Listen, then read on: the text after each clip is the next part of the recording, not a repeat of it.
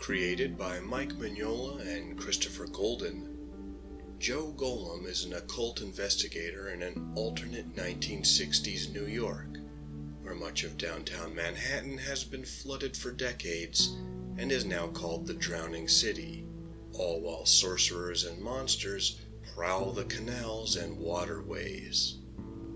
Working with Simon Church, a brilliant but elderly private investigator, the two find themselves neck-deep in hard-boiled eldritch trouble.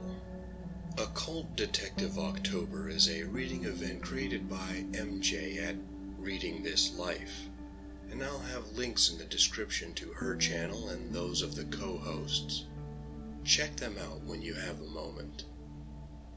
In The Ratcatcher, Joe investigates the disappearance of children from an orphanage. Those who witnessed the kidnapping at the canal claim a monster came out of the water and snatched the kids. As Joe trails the inhuman kidnapper into the flooded brownstones where it lairs, he makes unexpected discoveries about the creature and what it wants. In The Sunken Dead, Joe interrupts his attempt at a normal life to assist Simon Church in trying to discover if Mr. Bostwick, a fellow collector of occult artifacts, has gotten his hands on something too powerful and too dangerous that risks unleashing terror on the whole of the drowning city. Throughout both stories, Joe keeps having nightmares about witches attacking a 15th century Slavonian town. A priest, desperate to find a way to defend those survivors seeking aid and shelter, uses occult rites to make a golem that displays protective and violent tendencies. Joe starts to think that these dreams are visions, and Simon makes some remarks showing that he knows much more than he's telling. I had a great time with these stories. The weirdness of the setting and plots really spoke to me. The drowning city is haunting and feels just right.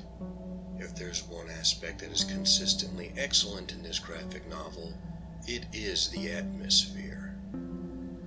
The art by Patrick Reynolds plays a big part in this. Everything has a wet, grimy, noir aesthetic. It won't be for everyone, but it sets the mood and maintains it across every panel.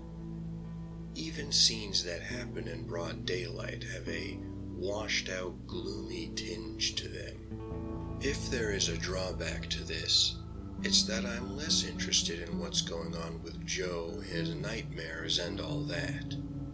I'd rather be just exploring this setting and discovering what all there is to be found here. Other than that, the strongest point of criticism is the pacing.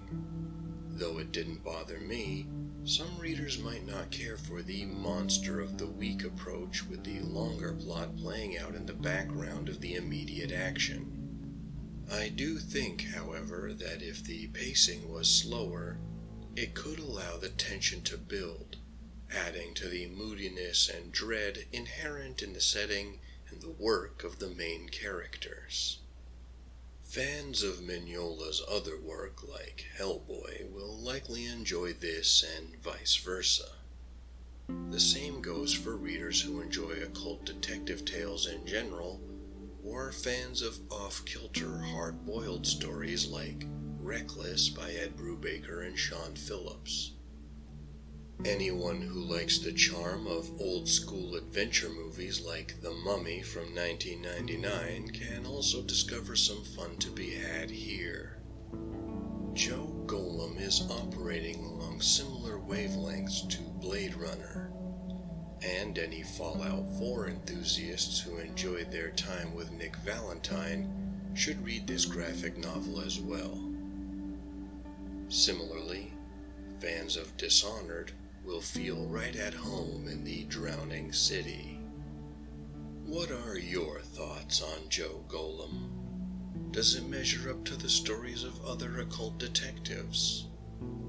Be sure to share your opinions in the comments. Thank you for taking the time to listen to my peculiar notions. If you appreciate this channel and want to support it, you know what to do. You can also take a moment to like, comment, share, or subscribe to the channel of another YouTube creator you enjoy. Maybe even someone else participating in Occult Detective October. Until next time, enjoy some weird stories. Live and be well.